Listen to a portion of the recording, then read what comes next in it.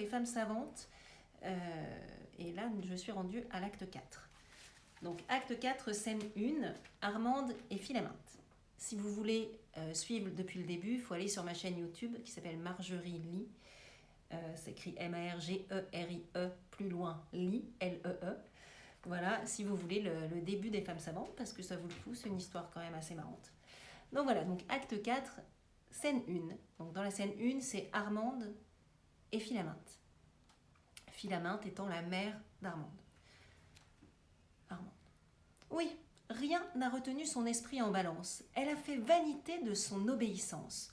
Son cœur, pour se livrer, à peine devant moi, s'est-il donné le temps d'en recevoir la loi, et semblait suivre moins les volontés d'un père qu'affecter de braver les ordres d'une mère. Philaminte. Je lui montrerai bien aux lois de qui des deux les droits de la raison soumettent tous ses vœux, et qui doit gouverner ou sa mère ou son père, ou l'esprit ou le corps, la forme ou la matière. On vous en devait bien au moins un compliment, et ce petit monsieur en use étrangement, de vouloir malgré vous devenir votre gendre. Il n'en est pas encore où son cœur peut prétendre. Je le trouvais bien fait et j'aimais vos amours, mais dans ses procédés il m'a déplu toujours. Il sait que, Dieu merci, je me mêle d'écrire, et jamais il ne m'a prié de lui rien dire. Scène 2, Clitandre, Armande et Philaminte. Armande. Je ne souffrirais point si j'étais que de vous, que jamais d'Henriette il pût être l'époux.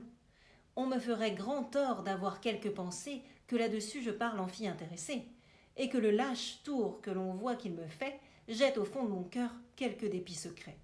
Contre de pareils coups, l'âme se fortifie, du solide secours de la philosophie. Et par elle, on se peut mettre au-dessus de tout. Mais vous traiter ainsi, c'est vous pousser à bout.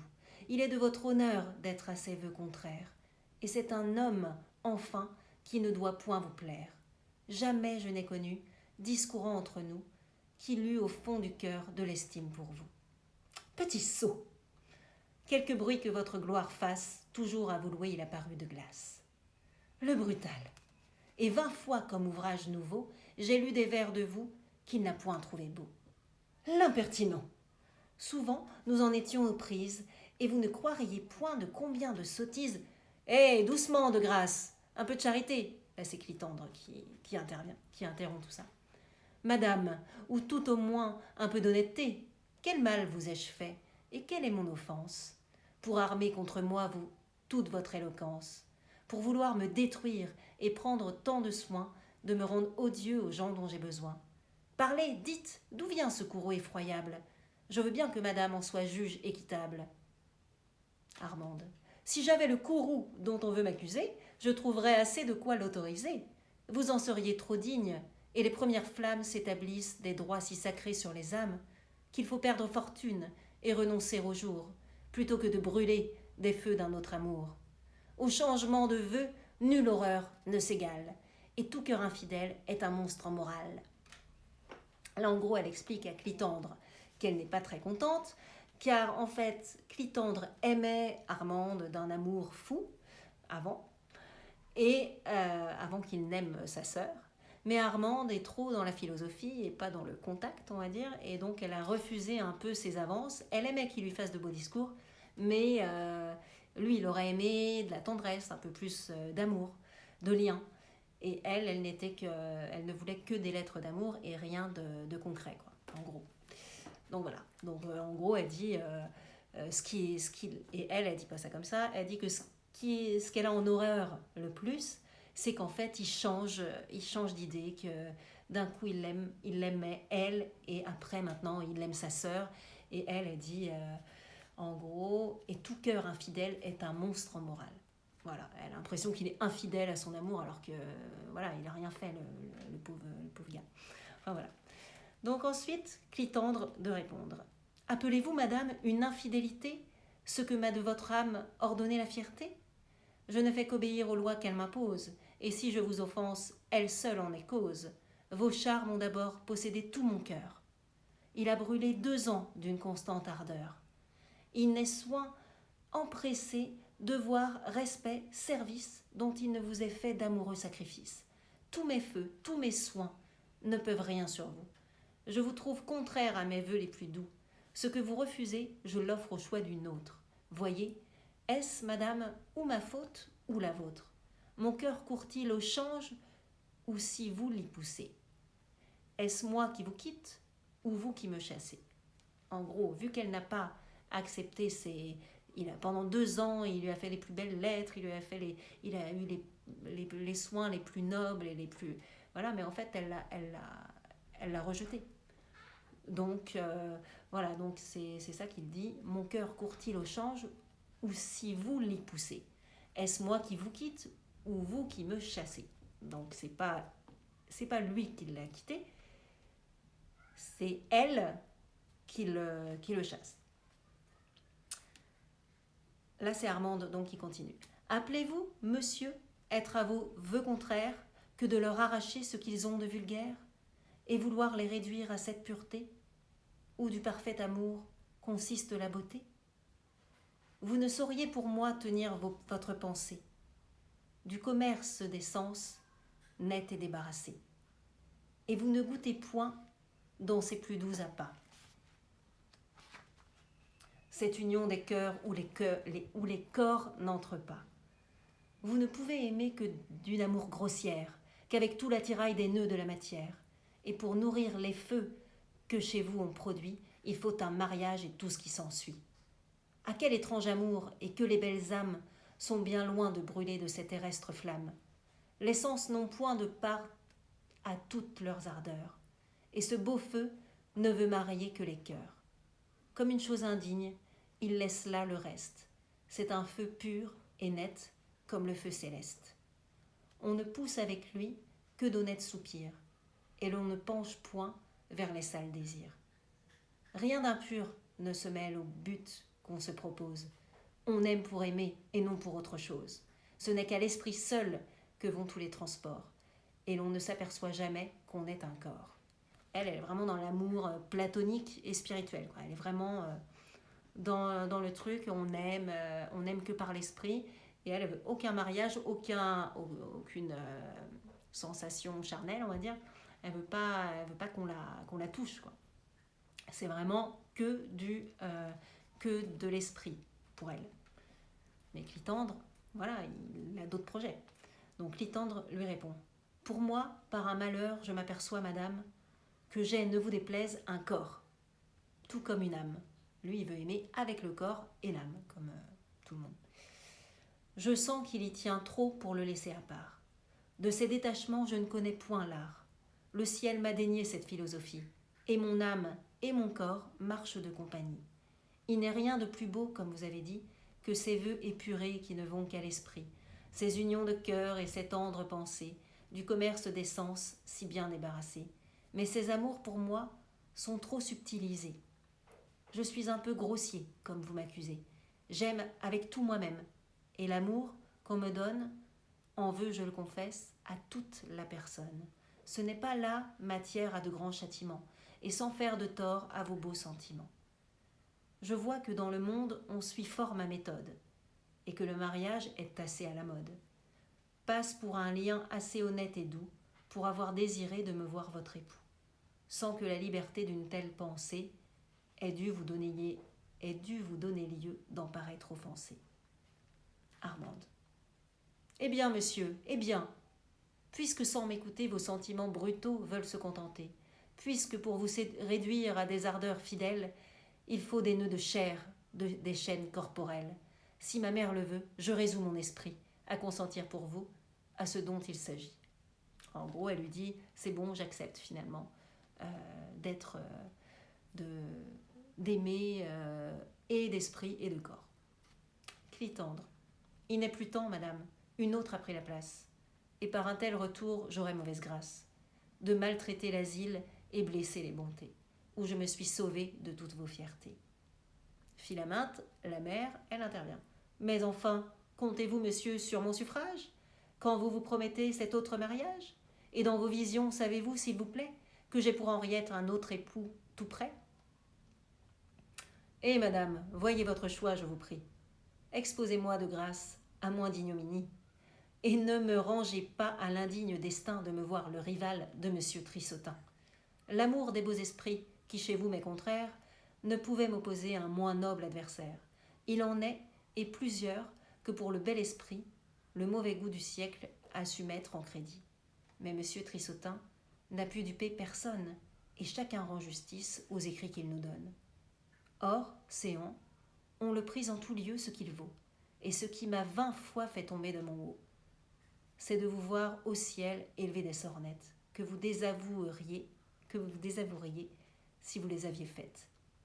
Si vous jugez de lui tout autrement que nous, c'est que nous le voyons par d'autres yeux que vous. Alors, scène 3. 2 secondes, je vais voir, parce que j'ai l'impression que ma porte n'est pas fermée et que on pourrait m'entendre du bout du couloir et que mon chat est entré tout seul. Alors. Ah non. Bon, non, il devait aller dans la chambre de mon fils. Voilà, petite. Voilà. Donc là, je continue. Scène 3. Donc, scène 3, on a Trissotin, le fameux pantin ridicule, on va dire, Armande, Philaminte et Clitandre. Donc là, on commence par Trissotin. Je viens vous annoncer une grande nouvelle. Nous l'avons en dormant. Madame échappée belle. Un monde près de nous a passé tout du long et su tout au travers de notre tourbillon. Et s'il eût en chemin rencontré notre terre, elle eût été brisée en morceaux comme verre. Philaminte. Remettons ce discours pour une autre saison. Monsieur n'y trouverait ni rime ni raison. Il fait profession de chérir l'ignorance et de haïr surtout l'esprit et la science. Clitandre. Cette vérité veut quelque adoucissement. Je m'explique, madame. Et je hais seulement la science et l'esprit qui gâtent les personnes. Ce sont choses de soi qui sont belles et bonnes. Mais j'aimerais mieux être au rang des ignorants que de me voir savant comme certaines gens. Bim, ça c'est des casses de l'époque. Voilà, il a bien remis en place le petit Trissotin. Là. Voilà. J'aimerais mieux être au rang des ignorants que de me voir savant comme certaines gens. C'est quand même, voilà. C'est marrant, sympa. Alors, Trissotin. Pour moi, je ne tiens pas quelque effet qu'on suppose, que la science soit pour gâter quelque chose. Clitandre. Et c'est mon sentiment qu'en fait, comme en propos, la science est sujette à faire de grands sauts. Trissotin. Le paradoxe est fort. Clitandre. Sans être fort habile, la preuve m'en serait, je pense, assez facile. Si les raisons manquaient, je suis sûre qu'en tout cas les exemples fameux ne me manqueraient pas. Trissotin. Vous en pourriez citer qui ne concluraient guère. Clitandre. Je n'irai pas bien loin pour trouver mon affaire. Pour moi, je ne vois pas ces exemples fameux. Moi, je les vois si bien qu'ils me crèvent les yeux. J'ai cru jusqu'ici que c'était l'ignorance qui faisait les grands sauts et non pas la science. Clitandre. Vous avez cru fort mal, et je vous suis garant qu'un sot savant est sot plus qu'un sot ignorant. Trissotin. Le sentiment commun est contre vos maximes, puisqu'ignorant et sot sont termes synonymes. Clitandre. Si vous le voulez prendre aux usages du mot, l'alliance est plus grande entre pédant et sot. Trissotin. La sottise dans l'un se fait voir toute pure, et l'étude dans l'autre ajoute à la nature. Le savoir garde en soi son mérite éminent. Le savoir dans un fat devient impertinent. Il faut que l'ignorance ait pour vous de grands charmes, puisque pour elle ainsi vous prenez tant les armes. Si pour moi l'ignorance a des charmes bien grands, c'est depuis qu'à mes yeux s'offrent certains savants. Ces certains savants-là peuvent, à les connaître, valoir certaines gens que nous voyons paraître. Oui, si l'on s'en rapporte à certains savants, mais on n'en convient pas chez certaines gens. Philaminte, elle interrompt le truc parce que, voilà, à force de se renvoyer la balle, ils vont pas se taper dessus, mais bon, quand même. Donc là, elle dit, « Il me semble, monsieur... » Et là, il n'est pas d'accord, le petit Clitandre. « Eh, madame, de grâce, monsieur est assez fort, sans qu'à son aide on passe. Je n'ai déjà que trop d'un si rude assaillant, et si je me défends, ce n'est qu'en reculant. » Armande. « Mais l'offensante aigreur de chaque répartie dont vous... » Autre second, je quitte la partie. Philaminte. « On souffre aux entretiens ces sortes de combats, pourvu qu'à la personne on ne s'attaque pas. » Clitandre. « Eh mon Dieu, Tout cela n'a rien dont il s'offense. Il entend raillerie autant qu'homme de France, et de bien d'autres traits il s'est senti piquer, sans que jamais sa gloire ait fait que s'en moquer. Trissotin. Je ne m'étonne pas au combat que j'essuie de voir prendre à monsieur la thèse qu'il appuie. Il est fort enfoncé dans la cour, c'est tout dit. La cour, comme l'on sait, ne tient pas pour l'esprit. Elle a quelque intérêt d'appuyer l'ignorance, et c'est en courtisan qu'il en prend la défense. Clitandre. Vous en voulez beaucoup à cette pauvre cour, et son malheur est grand de voir que chaque jour, vous autres beaux esprits, vous déclamiez contre elle, que de tous vos chagrins, vous lui fassiez querelle, et sur son méchant goût, lui faisant son procès, n'accusiez que lui seul de vos méchants succès. Permettez-moi, monsieur Trissotin, de vous dire, avec tout le respect que votre nom m'inspire, que vous feriez fort bien vos permettez-moi, monsieur Trissotin, de vous dire, avec tout le respect que votre nom m'inspire, que vous feriez fort bien, vos confrères et vous, de parler de la cour d'un ton un peu plus doux, que vous autres, messieurs, vous mettez en tête qu'elle a du sens commun pour se connaître à tout, que chez elle, on se peut former quelque bon goût, et que l'esprit du monde y vaut sans flatterie tout le savoir obscur de la pédanterie. Trissotin. De son bon goût, monsieur, nous voyons des effets. Clitandre. Où voyez-vous, monsieur, qu'elle l'est si mauvais? Ce que je vois, monsieur, c'est que pour la science, Rasius et Baldus font honneur à la France, et que tout leur mérite exposé fort au jour n'attire point les yeux et les dons de la cour. Clitandre. Je vois votre chagrin, et que par modestie vous ne vous mettez point, monsieur, de la partie. Et pour ne vous point mettre aussi dans le propos, que font-ils pour l'État, vos habiles héros? Qu'est-ce que leur écrit lui rendent de service pour accuser la cour d'une... Ah, je recommence. Qu'est-ce que leur écrit lui rendent de service pour accuser la cour d'une horrible injustice et se plaindre en tout lieu que sur leur docte nom, elle manque à verser la faveur de ses dons. Leur savoir à la France est beaucoup nécessaire, et des livres qu'ils font, la cour a bien à faire. Il semble à 3 gredins dans leur petit cerveau que pour être imprimés et reliés en veau, les voilà dans l'état d'importantes personnes, qu'avec leurs plumes ils font les destins des couronnes.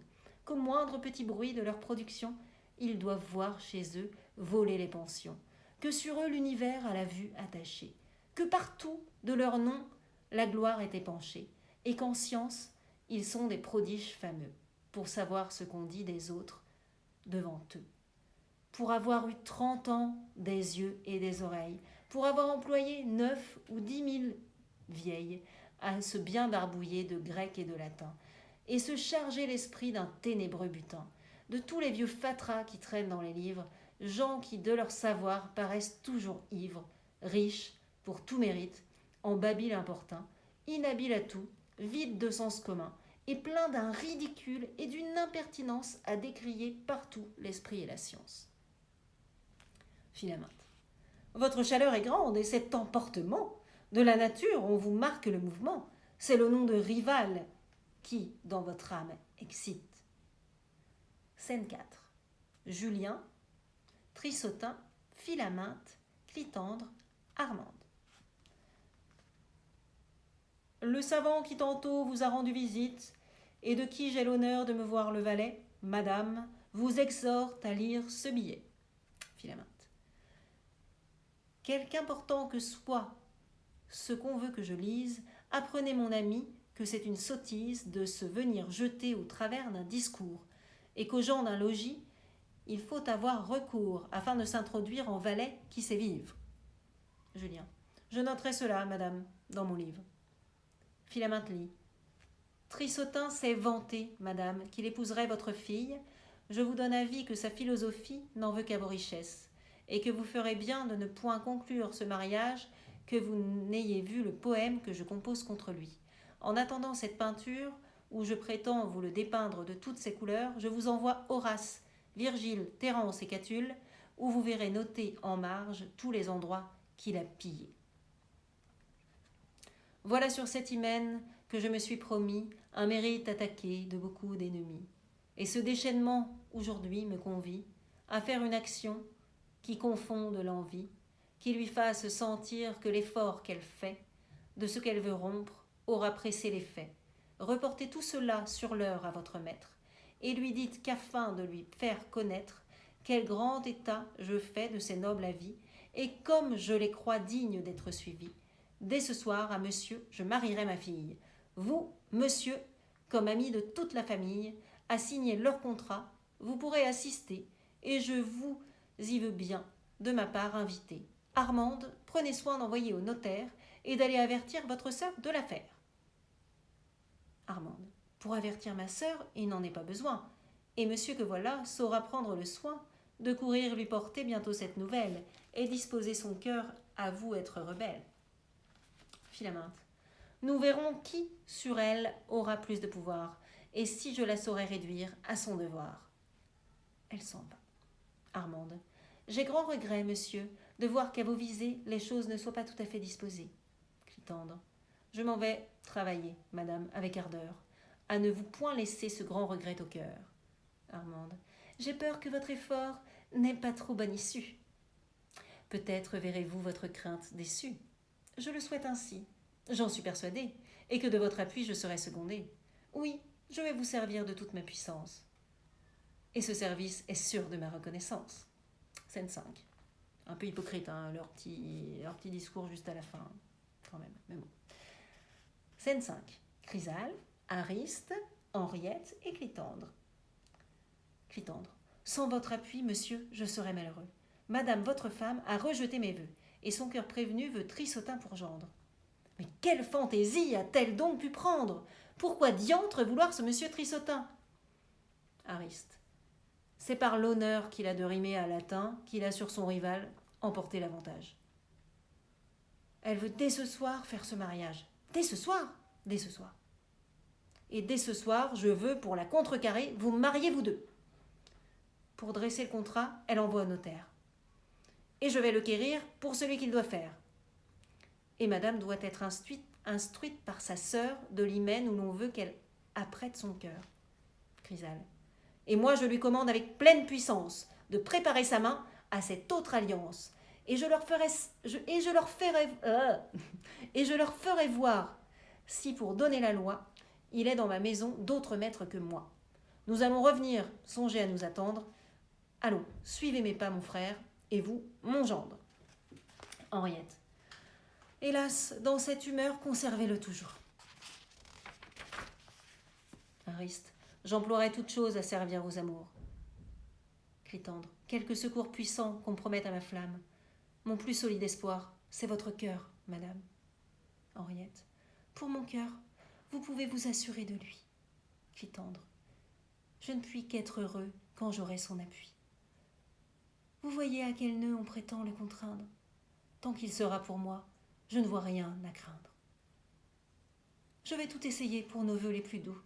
Et si tous mes efforts ne me donnent à vous, il est une retraite où notre âme se donne, qui m'empêchera d'être à toute autre personne. Veuille le juste ciel me garder en ce jour de recevoir de vous cette preuve d'amour.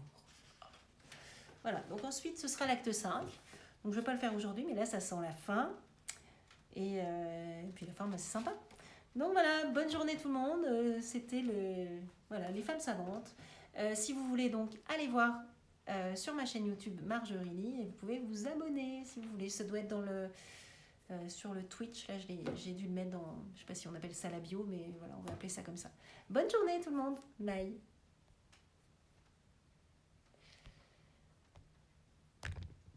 Et voilà.